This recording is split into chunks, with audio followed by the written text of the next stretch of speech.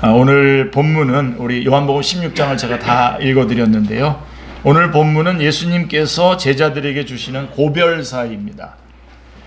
조금 있으면 예수님은 제자들을 떠나십니다.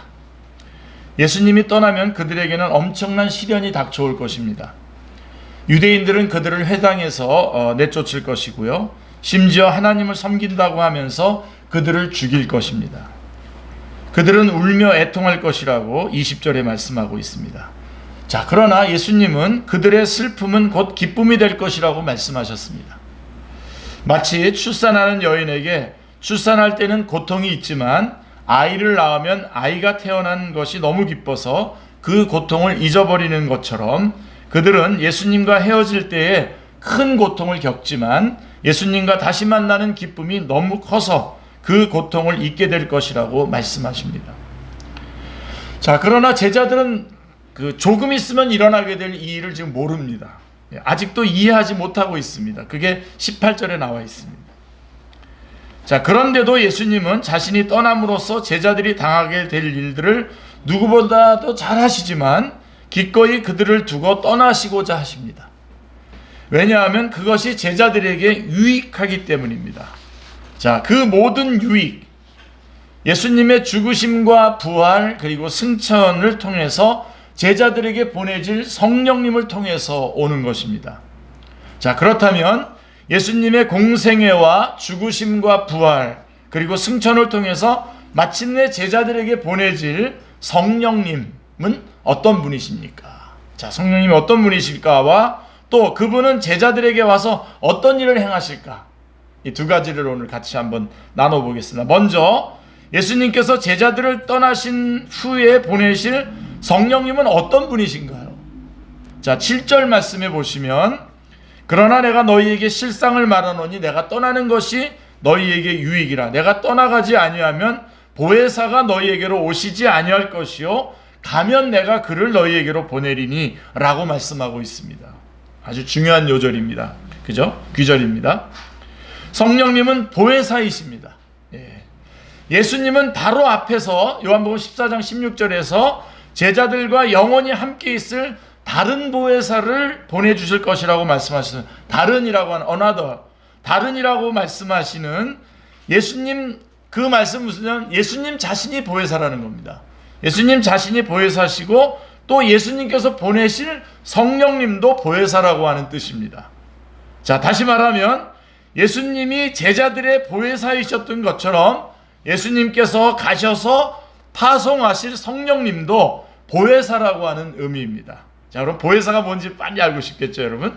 자, 이런 점에서 성령님도 본질적으로는 예수님과 동일한 인격체이십니다.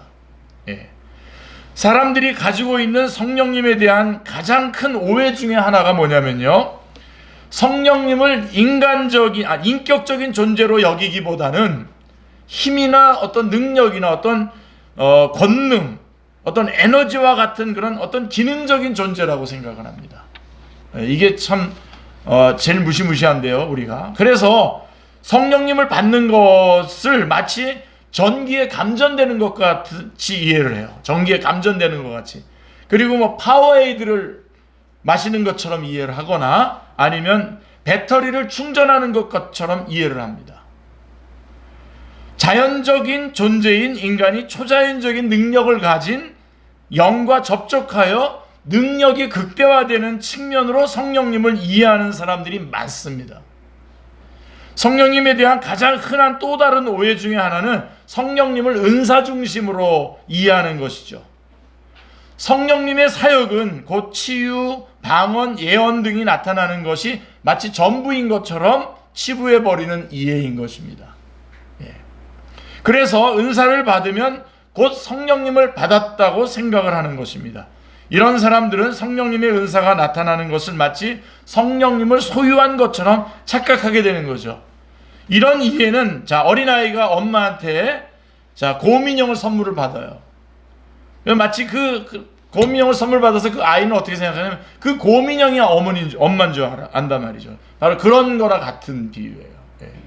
그래서 성령님의 은사의 그런 역사들이 있는데 그것이 마치 성령님이신 것처럼 착각을 하는 그런 것들이 있다는 거죠. 그래서 성령님과 그분이 주시는 은사를 구분하지 못하는 이해가 또 팽배해 있습니다.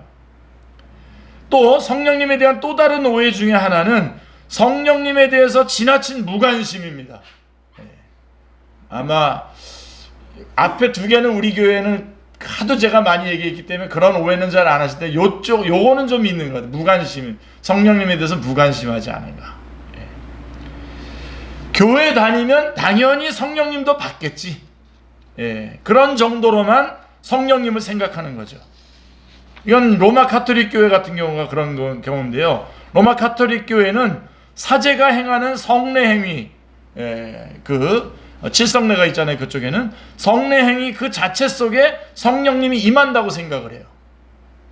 그래서 사제가 행하는 성찬과 세례 속에, 사제가 행하는 미사 속에 성령님이 임한다고 오해를 합니다. 또 성경을 문자적으로만 이해하는 사람들도 성령님에 대한 무관심에 빠지기가 쉽죠. 그래서 성경을 많이 알면 그냥 성령님을 받는 거 아닌가? 뭐 이런 식으로 성경을 많이 알면 성령님이 부석되어 따라온다고 생각하는 것 또한 큰 오해입니다. 자, 그래서 성령님은 특별히 뭐라고 얘기하시죠? 그래서 보혜사라는 겁니다. 보혜사. 성령님께서 제자들과 인격적인 관계를 맺으시는 분이라는 겁니다. 인격적인 관계를 맺으시는 분, 그래서 보혜사인 것입니다. 예수님께서 공생애 동안 제자들의 보혜사로서 그들을 보호하고 그들을 변호하고 그들을 도와주셨던 것처럼 성령님도 보혜사로서 이제 오셔서 그들을 보호하고 변호하고 도와주시는 것입니다. 보혜사라고 번역된 파라클레이토스라고 하는 이 말은 제가 우리 교회에서 여러 번 말씀드렸습니다. 파라클레이토스라고 하는 이 원어는 곁에 불려온 자, 겉에 있는 자, 곁에 와서 돕는 자, 이런 뜻입니다. 이것은 변호자, 대변인, 상담자 혹은 조력자 등을 의미하는데요. 그래서 영어 성경 NIV 성경에서는 이건 카운슬러라고 번역하고 있습니다. 상담자라고 번역을 하고 있죠. 제자들과의 관계 속에서 그들을 변호하고 그들의 상담자요, 그들의 조력자가 되는 분이십니다. 그런데 예를 들어서 누군가의 변호사가 되려면 어떻게 해야 될까요? 변호사가 되려면 어떻게 해야 될까요? 의뢰인의 형편을 먼저 잘 알아야 되겠죠. 그죠? 그래서 변호사는 먼저 의뢰인과 여러 차례 깊이 있는 상담을 합니다. 변호자는 의뢰인을 알 뿐만 아니라 또 상대방도 잘 알아야지 변호를 하지 않습니까? 그렇죠? 상대방도 잘 알아야 되고, 그 다음에 법조문도 잘 알아야 돼요. 의뢰인도 잘 알아야 되고, 법조문도 잘 알아야 되고, 그 다음에 상대방도 잘 알아야 됩니다. 그게 변호사입니다. 그게 카운슬러입니다. 그게 보혜사인 것입니다. 성령님은 성경의 저자이시기 때문에 하나님의 법에 대해서 잘 아시죠. 그리고 또한 율법을 가지고 제자들을 공격하는 유대인들에 대해서도 잘 압니다. 그 누구보다도 제자들의 형편을 너무나 잘 알고 계십니다. 그런 점에서 성령님은 예수님이 그러셨던 것처럼 제자들의 또 다른 보혜사가 되시는 것입니다. 예수님과 성령님은 동일한 분이시지만 구별이 있어요. 자, 예수님은 사람으로서 제자들의 보혜사죠. 그래서 사람으로 오셔서, 그래서 예수님은 일정한 기간만 제자들의 보혜사로 계실 수 있으셨습니다. 자, 잘 이해하고 따라오시고 계시죠? 자, 이제 때가 되어서 예수님은 이제 하나님께로 돌아가십니다. 28절에 보면 내가 아버지에게서 와서 세상으로 왔고 다시 세상을 떠나 아버지에게로 가노라 라고 하시니 라고 말씀하고 있습니다. 그런데 예수님께서 세상을 떠나 아버지께로 돌아가는 길은 특별하게 돌아가셨죠. 십자가의 죽음과 부활을 거쳐서 하나님께로 돌아가십니다. 그래서 예수님과 제자들은 피치 못하게 어떻게 해야 됩니까? 슬픈 이별을 해야만 합니다. 자, 그러나 성령님은 어떻게 하죠? 성령님은 사람으로 오시지 않습니다. 그렇죠? 영으로 오시기 때문에 죽음도 없고 부활도 없습니다. 시공간의 제약도 받지 않습니다. 어떤 한계도 없이 제자들과 영원히 함께 하십니다. 영원히 함께 하실 수 있습니다. 이런 점에서 예수님은 제자들에게 7절에서 아까 제가 중요하다고 그랬지 않습니까? 내가 떠나가는 것이 너희에게 유익이라 라고 하신 말씀이 바로 그 뜻인 것입니다. 자, 오늘날에도 성령님은 예수님을 믿는 우리에게 인격적인 보혜사로 오십니다. 우리 안에 계시는 거죠. 예. 우리가 그분을 볼 때, 우리가 그분을 볼 수 없고 만질 수 없지만 성령님은 우리와 함께 하시면서 우리를 보호하시고 우리를 변호하시며 우리의 상담자가 되어 주십니다. 예. 우리를 가장 잘 이해하시고 우리의 형편을 가장 잘 아시기 때문에 가장 적절하게 우리를 도우십니다. 예. 성경의 제자들에게 공생의 기간 동안 예수님께서 보혜사가 되셨던 것처럼 오늘날 우리에게는 성령님께서 보혜사가 되시는 겁니다. 그러므로 우리가 성령님을 항상 인식하셔야 됩니다. 성령님을 항상 인식하면서 그분과 교제하는 삶을 사는 것이 너무나 중요합니다. 예, 너무나 중요합니다. 그래서 지금도 여러분들이 그렇게 인식을 하세요. 저희 선생님 유도순 목사님께서 말씀하셨던 비유가 생각나서 다시 한번 말씀드린다면, 자, 내 호주머니에 1억짜리 수표가 있다고 생각해 보십시오. 그럼 우리는 이 1억을 가지고 만약에 지하철을 탔다고 해보십시오. 그러면 이거를 잊어버리고 그냥 지하철에서 그냥 갈 수 있습니까? 여기 1억이 여기 호주머니에 있는데 이 1억을 갖다가 간수하면서 계속 이거 붙들고 갈 거 아닙니까? 자, 우리 안에 성령님이 계시다는 겁니다. 이 보혜사 성령님이 우리에게 계신다면 우리가 항상 어떻게, 이 성령님이 내 안에 계시다라고 하는, 이 성령님은 나를 보호하시고 나를 변호하시고 나를 인도해 주시고 나의 조력자가 되어주시고 나의 상담자가 되어주시는 그 성령님이 내 안에 있단 말이에요. 이거를 항상 기억하고 살아가는, 항상 인식하고 살아가라는 거죠. 예. 그게 보혜사가 바로 우리 안에 함께 있는 것입니다. 그거를 놓치지 마셔야 됩니다. 자, 성령님은 그 누구도 알 수 없는 우리들의 깊은 생각을 아시고 우리의 갈망을 아시고 우리의 소원을 아십니다. 우리가 교회에서뿐만 아니라 교회 바깥에서 대화하는 곳에도 참여하십니다. 식사하는 곳에 함께 하시고 노는 곳에도 함께 하십니다. 세상에서 혼자라는 생각을 가질 수 있는 그런 곳에도 성령님은 함께 하십니다. 그러므로 우리는 사람은 속여도 성령님은 속일 수 없고, 사람은 함께 할 수 없어도 성령님은 함께 하실 수 있습니다. 아멘. 성령님은 우리의 말뿐 아니라 생각의 목격자이시고 증언자이십니다. 그분은 우리의 모든 것을 아시는 하나님이십니다. 그러므로 우리는 성령님을 의식하고 그분과 함께 교제하는 생활을 해야 합니다. 할렐루야. 자, 그래서 이제 성령님이 어떤 분이신지, 우리가 보혜사 성령님이 어떤 분이신지 말씀드렸고, 자, 그러면 두 번째로 예수님께로부터 보내심을 받은 이 성령님은 이 세상에 오셔서 무슨 일을 하실까요? 예. 자, 예수님은 성령님께서 하실 일을 크게 세 가지로 말씀하셨습니다. 자, 여러분들이 요한복음 16장 말씀을 한번 오늘 다시 집에 가서라도 한번 차분하게 읽어보신다면 세 가지를 말씀하시는데요. 하나는 세상과 관계된 일에 대해서, 그 다음에 또 다른 하나는 제자들과 관계된 일에서 말씀하시고 계시고요. 그 다음에 마지막에는 예수님과 관한 일에 대해서 말씀을 하십니다. 자, 먼저 한번 보세요. 성령님께서 세상에 대해서 하실 일은 8절에 요약되어 있습니다. 8절에 보시면요, 그가 와서 죄에 대하여, 의에 대하여, 심판에 대하여 세상을 책망하시리라. 이게 이제 세상과의 관계된 성령님이 하시는 일입니다. 자, 쉬운 성경으로 보면 이렇게 되어 있어요. 보혜사가 오시면 그분은 죄에 대하여, 의에 대하여, 심판에 대하여 세상이 잘못 생각한 것들을 책망하실 것이다. 세상이 잘못 생각하고 있는 것들을 책망하실 거라는 거예요. 바로 잡아주시겠다는 겁니다. 성령님은 죄, 의, 심판에 대해 세상이 잘못 생각한 것들을 책망하시는 일을 하십니다. 그래서 성령님께서 먼저 죄에 대해서 세상이 잘못 생각한 것을 책망하시는 이유는 사람들이 예수님을 믿지 않기 때문입니다. 예, 그게 9절 말씀입니다.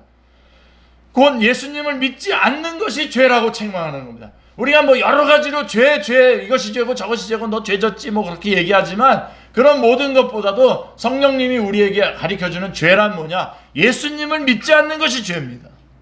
그것을 책망하시는 분이 성령님입니다. 그래서 성령님이 우리 가운데 임하신 사람들은 자기가 예수님을 믿지 않는 것이 죄라는 것을 인정하고 예수님 앞에 나와서 예수님을 믿고 구원받는 겁니다. 성령님이 하시는 일입니다.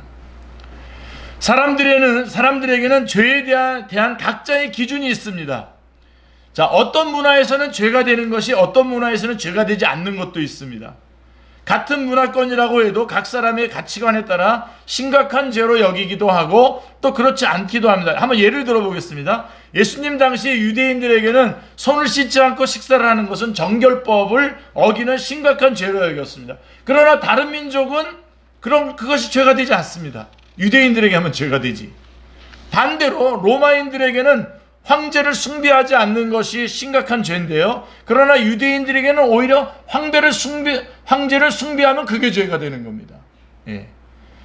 또한 죄에 대한 규정은 시대에 따라서 또 달라지기도 합니다.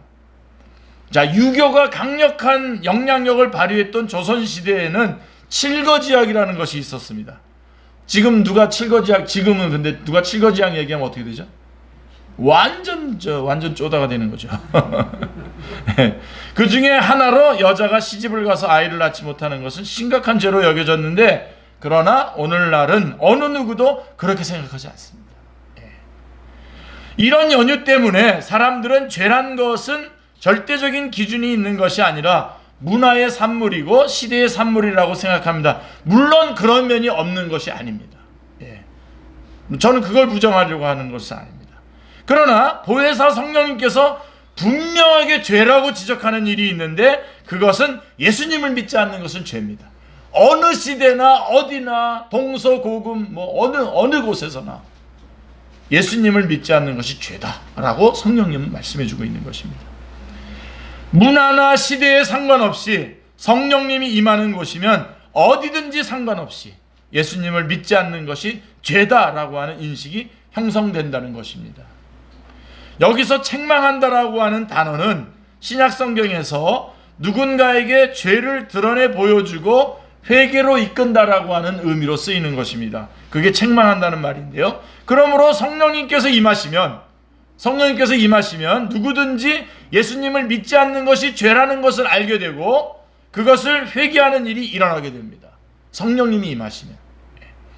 그러므로 성령님이 임하시는 곳에서는 반드시 예수님을 믿는 역사가 일어나게 되어 있습니다. 아멘.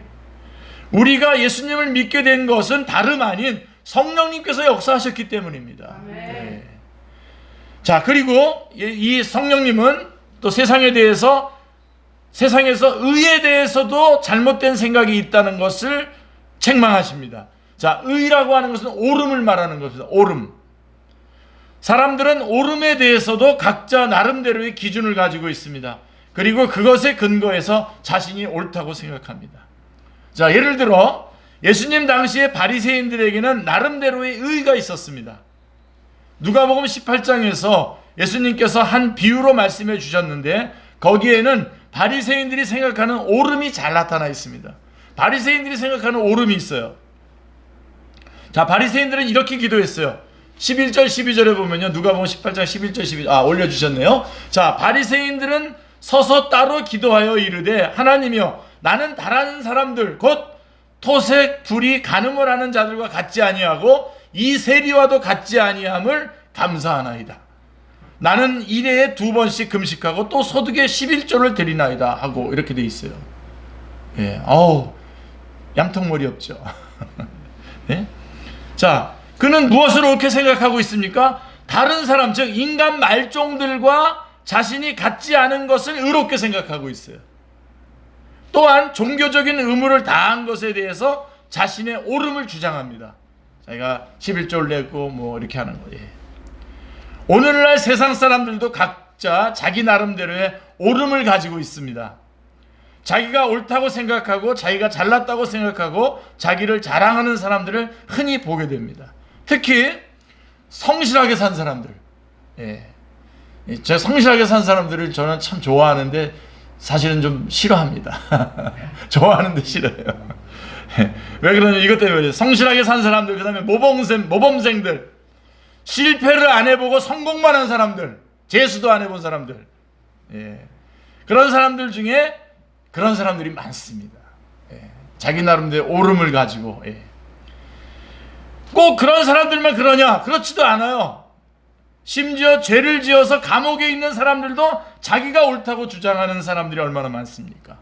자, 그런데 성령님이 오시면 어떻게 되냐? 성령님이 오시면 의에 대하여 잘못 생각하고 있는 것들이 책망받게 되고 진정한 의가 무엇인지를 알게 되는데요. 자, 성령님께서 가르쳐 주시는 의란 뭐냐? 그러면 10절에 나와 있습니다. 10절에 예수님께서 하나님께로 가심으로써 더 이상 보지 못하게 되는 것이 하나님의 의라는 것입니다. 예?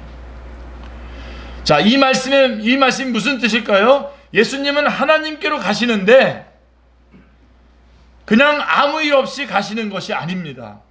예수님은 가장 흉악한 죄인으로서 정죄받아서 십자가에 달리시게 됩니다. 온 세상은 예수님을 죄인으로 정죄합니다. 그러나 하나님은 예수님을 다시 살리시고 하나님 보좌 우편으로 들어 올리십니다. 예.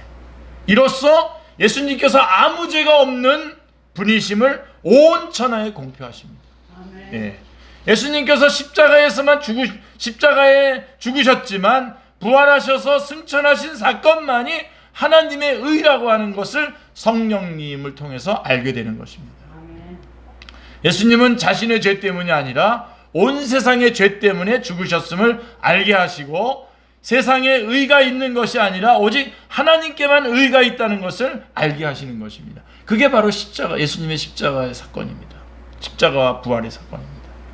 성령님은 모든 세상의 의가 누더기 옷과 같은 더러운 의임을 가르쳐 주십니다. 그러므로 성령님이 임하시면 어느 누구도 자기 의를 내세우지 않게 됩니다. 예.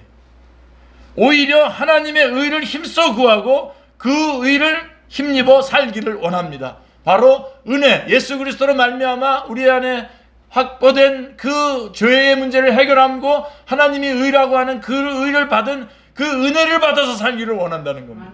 예. 사실 좀 어려운데 여러분 이해해 주시는 거 참 감사합니다. 예. 그래서 의에 대하여라면 그런 것이고요. 그 다음에 세 번째, 세상은 심판에 대해서도 잘못 생각하는 것들이 있다는 겁니다. 심판. 예. 당시 유대인들은 하나님께서 예수 그리스도를 보내시면 자신들은 구원받고 이방인들은 심판을 받는다고 생각을 했어요. 반면에 오늘날 많은 사람들은 심판, 그런 게 어딨어 하면서 아예 심판에 대해서 무관심합니다. 그런데 성령님께서는 예수님께서 십자가에 높이 들리실 때에 이미 세상의 통치자인 마귀가 심판을 받았다는 것을 알게 하십니다. 공중의 권세 잡았던 마귀가 쫓겨나고 우리 주님과 그리스도께서 이 세상을 다스리시며 앞으로도 영원토록 다스릴, 요한계시록 11장 15절에 그런 영원토록 다스릴 심판자가 되셨는데 왜 그분을 두려워하지 않느냐고 성령님은 책망하시는 것입니다. 자, 심판자가 바로 예수 그리스도께서 이 죽음을 이기시고 이제 심판자로 오실 텐데 왜 이 예수님을 두려워하지 않느냐라고 세상을 책망하고 있는 것입니다.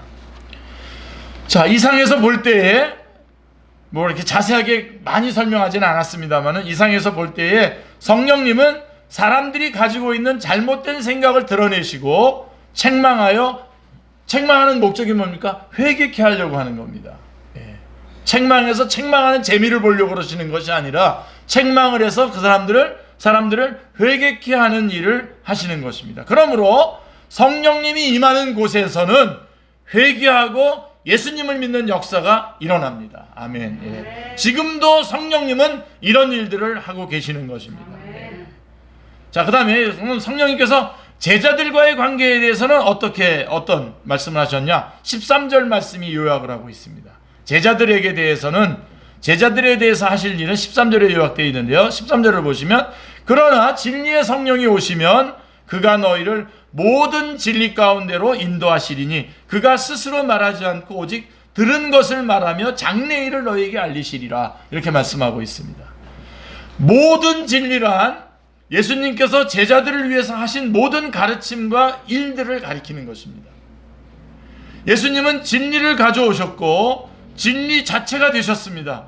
예수 그리스도 안에서 계시된 하나님이 곧 진리입니다. 예, 예수님은 세상에 오셔서 그 진리를 제시하셨습니다. 이제 보혜사 성령님은 이 진리를 밝히 알리시고 모든 예수님의 제자들이 그 진리로 들어갈 수 있도록 문을 활짝 여는 일을 하십니다. 성령님께서요.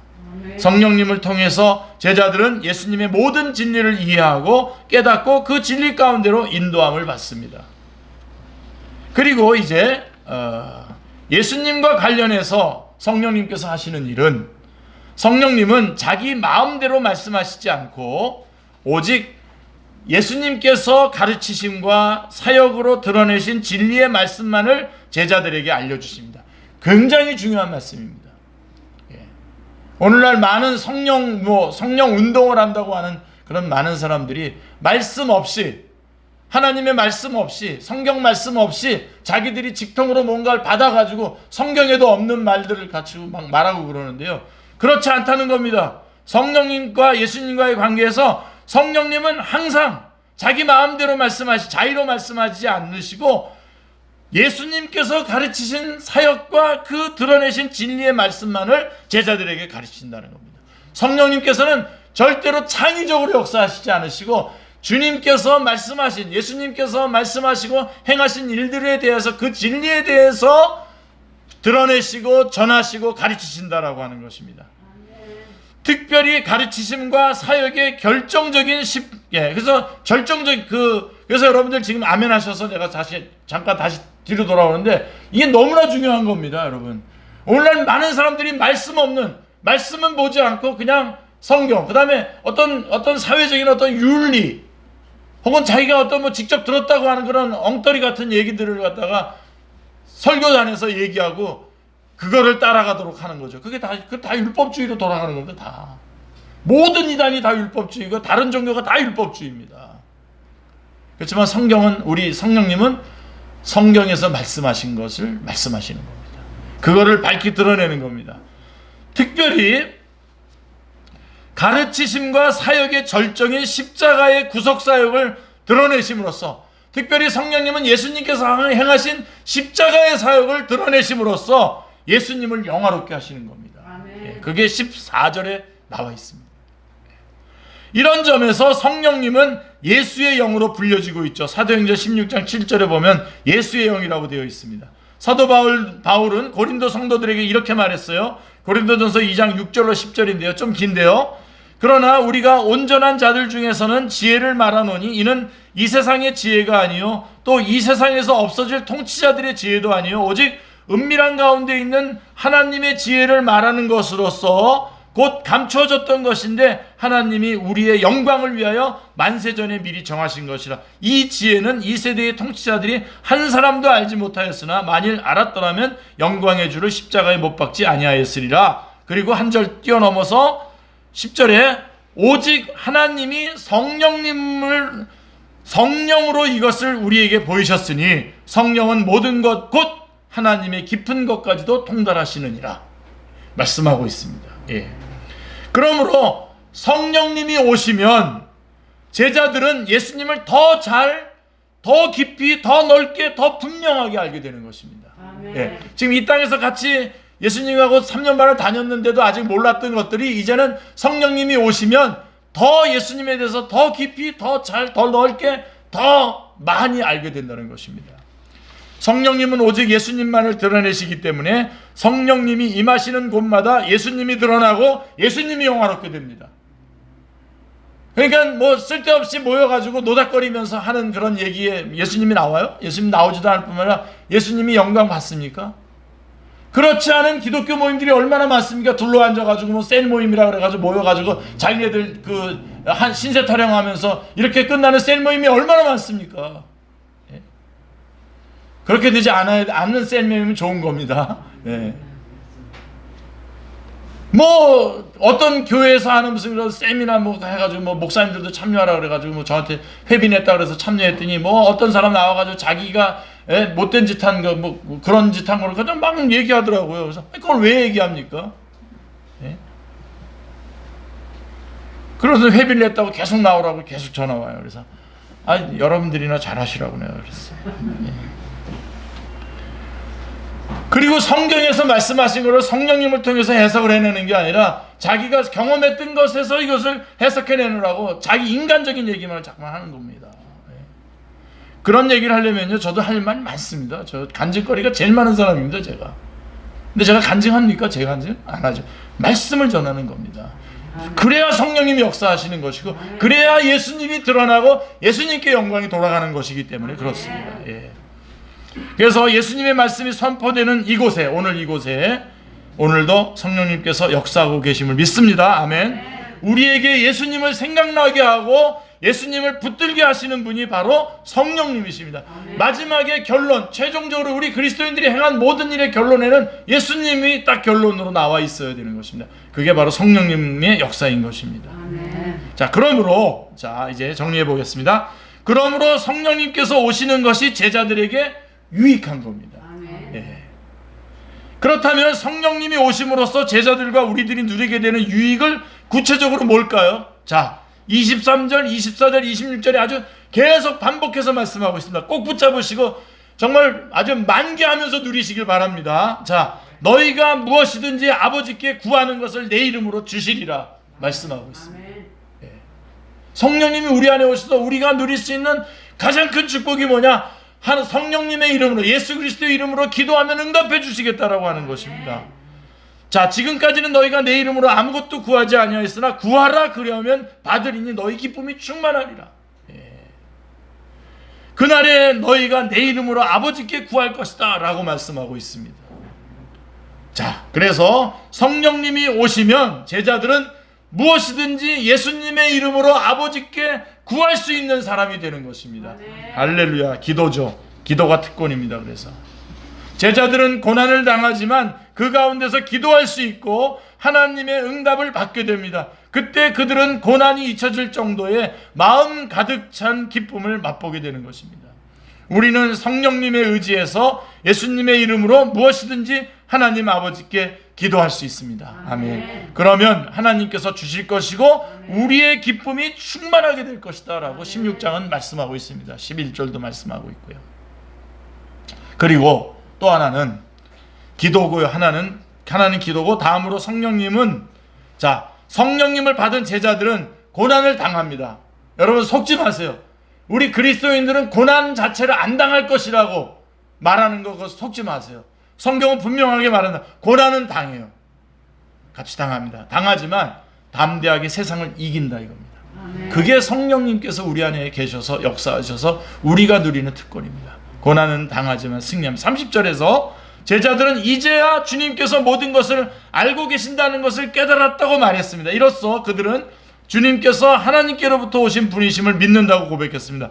그러나 예수님은 그들의 믿음이 시련을 당한다고 말씀하고 있습니다. 그들은 예수님을 혼자 버려두고 뿔뿔이 흩어질 것입니다. 그러나 그들이 성령님의 역사를 경험하게 될 때에 그들 또한 예수님처럼 담대해질 것이다 라고 하는 것입니다. 예수님이 세상을 이기신 것처럼 그들 또한 세상을 이길 것입니다. 그래서 33절에 보면 여러분 다 암송하시고 계속해서 누리시길 바랍니다. 33절, 이것을 너희에게 이르는 것은 너희로 내 안에서 평안을 누리게 하려 함이라. 세상에서는 너희가 환난을 당하나 담대하라. 내가 세상을 이겼노라. 아멘. 예. 그렇다면 구체적으로 우리의 신앙생활은 어떠해야 될까요? 자, 요거는 사실은 여러분들이 여기까지 설교 듣고 여러분들이 해야 되는데 아직 좀 요거 못 정리하는 분이 있어서 조금 제가 정리해드리면, 그러면 어떻게 신앙생활을 해야 될까요? 성령님은 특별히 말씀과 함께 역사하신다는 거죠. 예.